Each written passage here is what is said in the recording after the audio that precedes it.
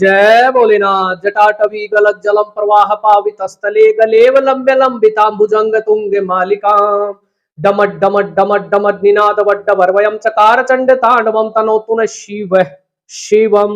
सभी साथियों को जय भोलेनाथ। आज हम करेंगे दिल्ली पुलिस कांस्टेबल के लिए किरण की बुक से सेट 6 कालों के काल महाकाल के नाम से शुरुआत करते हैं। स्क्रीन के ऊपर पहला क्वेश्चन देखो।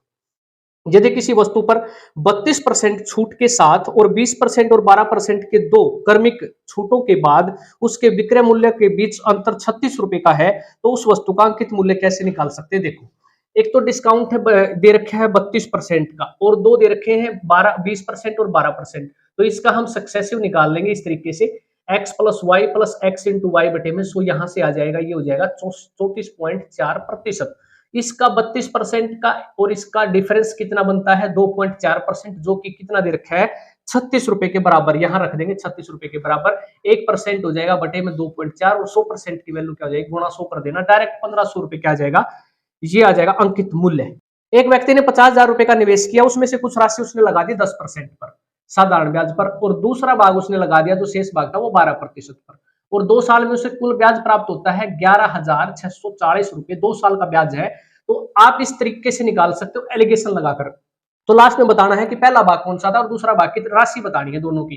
तो ये ब्याज 2 साल का है, तो ब्याज गुणा में 100 बटे में मूलधन करेंगे 50,000 रुपए की राशि पर। तो यहां पर समय लिख देंगे 2 वर्ष का। तो यहां से क्या आ जाएगा 11.64%। ये आ जाएगा कुल 2 साल का ब्याज। ठीक है, इतने प्रतिशत यहां रख देना है 11.64 और एलिगेशन लगा देना। पॉइंट है तो यहां पर क्या करेंगे 2 जीरो लगा देंगे अपनी तरफ से, तो ये हो जाएगा आसान। 2 जीरो लगा दी। इसी तरीके से यहां पर भी 2 जीरो लगा देते हैं, ताकि यहां पर माइनस करने में आसानी हो जाए। या पॉइंट को हटा देंगे। अब इसमें से क्या करेंगे, बड़े में से छोटा घटा देंगे, तो ये हो जाएगा 164, और इसमें से ये माइनस करेंगे तो हो जाएगा 36। भाग का अनुपात आ जाएगा इस रेशियो में, तो इसको काट लेना। 4 निमा 36, ये कटेगा 4 चौके 16, 4 एकम 4, दोनों भाग मिलाकर 50 रुपए बनते हैं। अकॉर्डिंग टू क्वेश्चन दे रखे हैं 50,000। एक यूनिट की वैल्यू कितनी आ जाएगी, 1000 आ जाएगी। तो पहला भाग था कितना, इसको भी हम 1000 कर देंगे, तो ये हो जाएगा 9000, और दूसरे भाग को भी हम 1000 गुणा कर देंगे, तो ये हो जाएगा 41,000। और यही बताना था, पहला भाग 9000 हो जाएगा, दूसरा भाग कितना था 41,000 रुपए। सबसे बेस्ट तरीका है एलिगेशन से सोल्व करने का। 18 ग्राम 4.5 किलोग्राम का कितने प्रतिशत है। देखो 18 ग्राम 4.5 किलोग्राम का, तो यहाँ कितने प्रतिशत है ये बताना है, तो गुणा में 100 कर देंगे। देखो ये 18 ग्राम है, ये किलोग्राम है, तो इसको ग्राम में कन्वर्ट कर लेंगे, यानी कि इसको 1000 से गुणा कर देंगे। 1 किलोग्राम में 1000 ग्राम होते हैं। इस तरीके से पॉइंट हटाने के लिए ऊपर जीरो लगा देंगे, इससे ये कैंसिल हो जाएगा। ठीक है, ये हो जाएगा 9 दूनी 18, 9 पंजे 45, 0.4% आंसर आ जाएगा। एक पुस्तकालय में हर रविवार को औसतन 502 पर्यटक आते हैं, हर शनिवार को औसतन 475 और सप्ताह के अन्य दिनों में 340 पर्यटक औसत रूप में आते हैं। रविवार को शुरू होने वाले 30 दिनों के एक महीने में प्रतिदिन आने वाले पर्यटकों की औसत संख्या क्या होगी। अगर हमें कुल पर्यटकों की संख्या पता चल जाए पूरे 30 महीने में, अगर उसको 30 से डिवाइड कर देंगे, तो यहां से औसत आ जाएगा प्रतिदिन का। ठीक है, ये बताना है सवाल में। देखो 30 दिन का 30 दिन के अंदर रविवार कितने आएंगे, रविवार से अगर शुरू होता है महीना, तो 5 रविवार आएंगे और 4 शनिवार आएंगे। तो रविवार को औसत रूप में कितने आते हैं, 502 आते हैं, और 5 रविवार पड़ेंगे तो 5 से गुणा कर देंगे, यानी कि रविवार को इतने पर्यटक आते हैं। और शनिवार की बात करें तो शनिवार को यहाँ पर एक शनिवार को आते हैं 475, टोटल शनिवार बनेंगे 30 दिन में 4 शनिवार, तो इसको गुणा कर देंगे, शनिवार को इतने पर्यटक आएंगे। और बाकी जो शेष दिन बच गए ना, 5 और 4 9, इसमें से माइनस करेंगे तो 21 दिन शेष बचते हैं। और इन 21 दिनों में रेगुलर कितने आते हैं, 340 आते हैं। ठीक है, औसत रूप में। तो इनको इस तरीके से गुणा करेंगे तो 2510, और इसको गुणा करेंगे तो 1900, और इसको गुणा करेंगे तो ये आ जाएगा 7140, यानी कि टोटल 30 दिनों में कुल पर्यटक आते हैं 11,550। 30 दिन में आते हैं तो 30 से डिवाइड कर देना, तो एक दिन का औसत आ जाएगा। और यही सवाल में पूछ रखा था, प्रतिदिन आने वाले पर्यटकों की औसत संख्या क्या होगी, 385 आंसर हो जाएगा।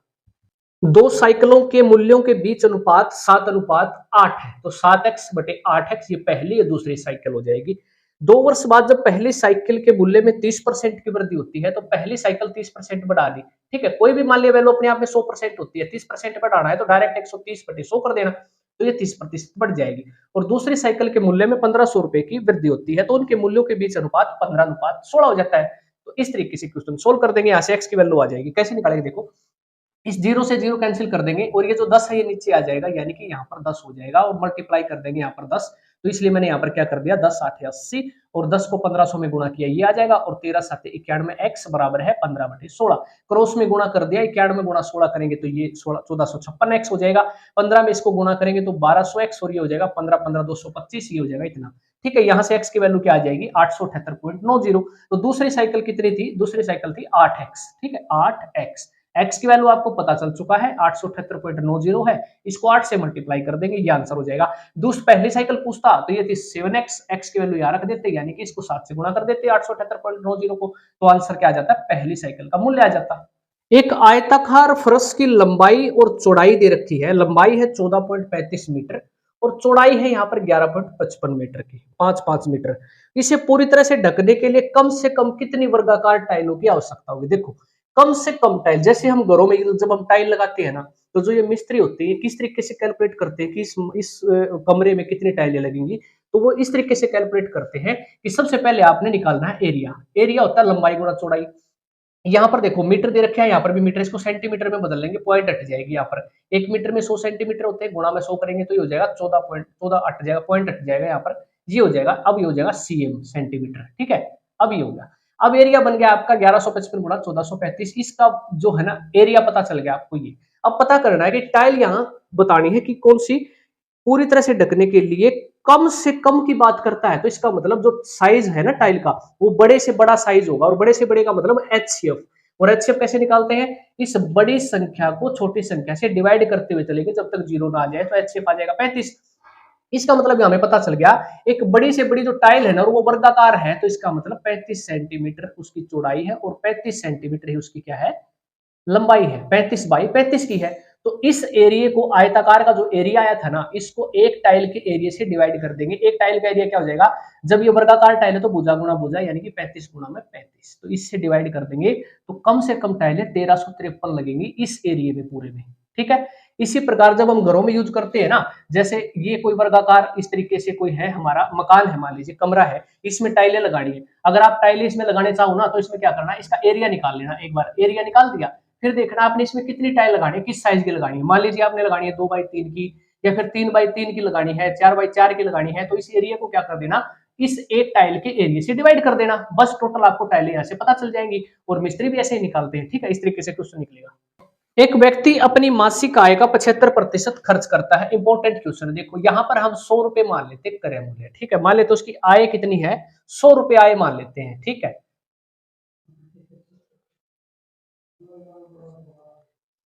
इंपॉर्टेंट क्वेश्चन है। एक व्यक्ति अपनी मासिक आय का 75% खर्च करता है, उसकी आय 50% और वह 80% में वृद्धि हो जाती है, तो मासिक बचत में कितने प्रतिशत की वृद्धि या कमी होगी। देखो आय मान लेते हैं उसकी 100 रुपए, अगर उसकी आय है तो 75% खर्च कर देता है, ये हो जाएगा एक्सपेंडिचर।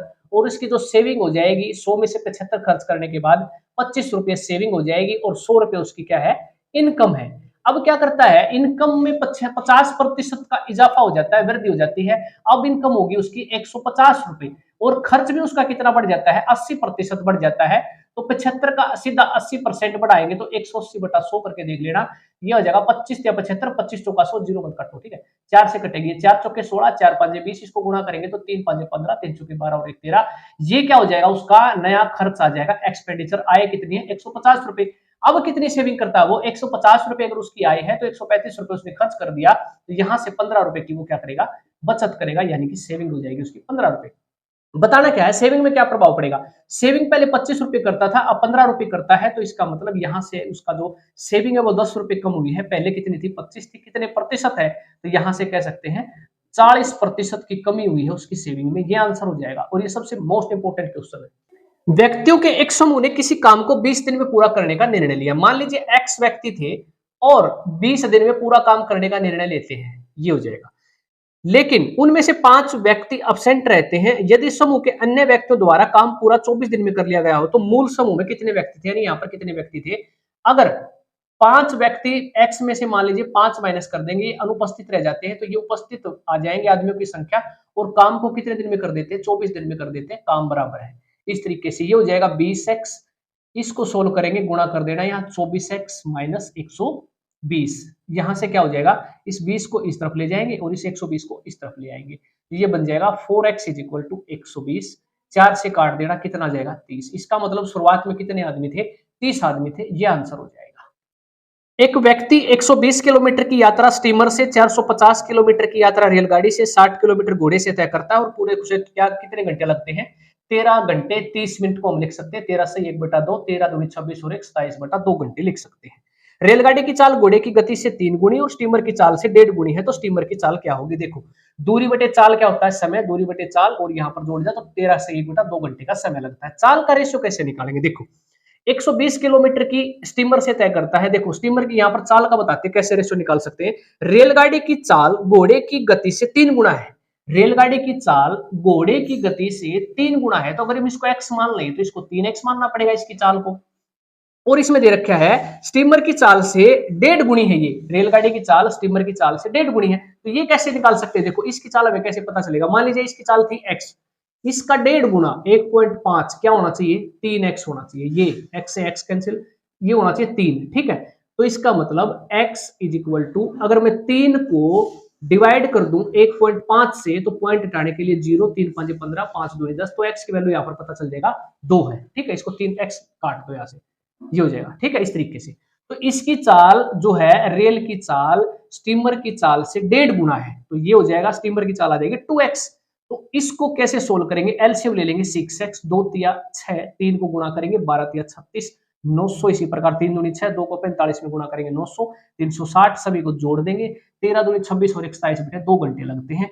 यहां से क्या करेंगे, इन सभी को जोड़ देंगे, 36 दूनी 72, 720 गुणा 900 कितना हो जाएगा 1620, गुणा में ये क्रॉस में गुणा करेंगे 2 बटे में 27 को यहाँ गुणा करेंगे 27 और 6, और ये x ऊपर आ जाएगा, ठीक है। यहाँ से x की वैल्यू पता चलेगी, 2 से काटेंगे 2 तिया 6, 3 से काटेंगे 540 और 540, 27 को काटेंगे 27 दूनी 54, तो ये हो जाएगा 20। x की वैल्यू यहां से पता चल गई कितनी है, 20 है। तो बताना है स्टीमर द्वारा चाल बतानी है, तो यहां पर x की वैल्यू रख देंगे तो क्या आ जाएगी 40 किलोमीटर, 40 किलोमीटर पर आवर, ये आ जाएगा आंसर, ठीक है। यही पूछ रखा है स्टीमर की चाल, अगर रेल की पूछता तो यहाँ x की वैल्यू रख देते, तो 20 दिया 60, ये आंसर आ जाता 60 किलोमीटर पर आवर। घोड़े की चाल पूछता तो कितनी है, 20 किलोमीटर पर आवर। इस तरीके से आंसर निकालते हैं।